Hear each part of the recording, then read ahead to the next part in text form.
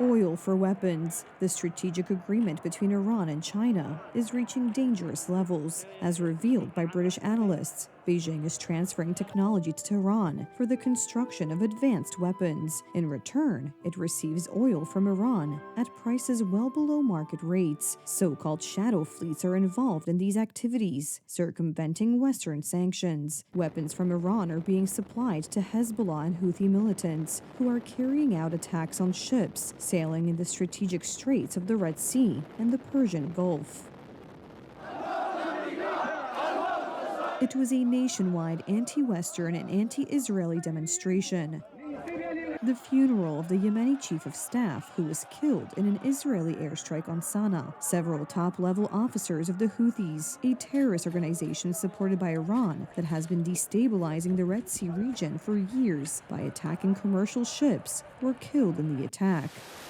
Despite a large-scale operation by Western air forces, which in recent months have eliminated the Houthis' top leaders in attacks, they remain dangerous. According to British maritime intelligence analysts, the situation could deteriorate rapidly in the coming years due to cooperation with China. According to data from the U.S. Central Command, Iranian-backed Houthi forces in Yemen have carried out more than 130 attacks in the Red Sea and Gulf of Aden since 2024, using drones and missiles equipped with Chinese-made components.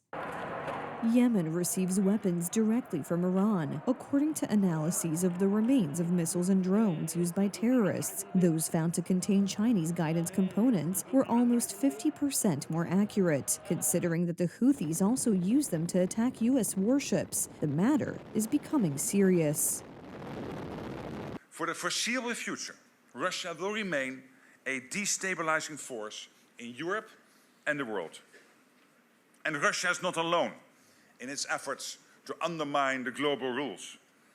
As you know, it is working with China, with North Korea, with Iran and others. They are increasing their defense industrial collaboration to unprecedented levels. They are preparing for long-term confrontation. We cannot be naive. We must be prepared.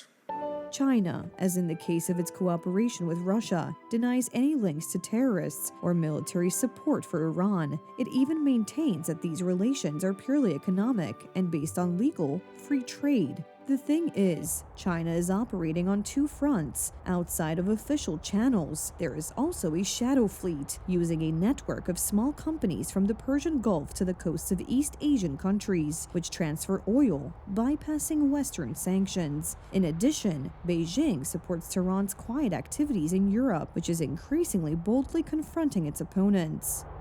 Iran's autocratic regime is likewise frantically trying to silence its opponents around the world, including in the UK. 2025 has required us to grow our counter-Iran effort once again. The British report highlights another issue. A new axis of evil is becoming increasingly apparent, which will have a growing impact on global security in the coming years. Tehran, Moscow, Beijing, Pyongyang. These are the four capitals whose primary goal today is to defeat the West.